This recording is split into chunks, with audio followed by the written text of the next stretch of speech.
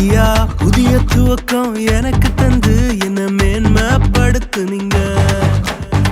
கழிப்பின் சத்தமும் மகிழ்ச்சியின் சத்தமும் திரும்ப கேட்க பண்ணீங்க.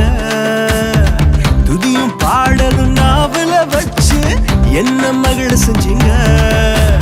உயரத்தில் ஏற்றி வச்சீங்க, என்ன ஓஹோன்னு வாழ வச்சீங்க. உயரத்தில் ஏற்றி வச்சீங்க, என்ன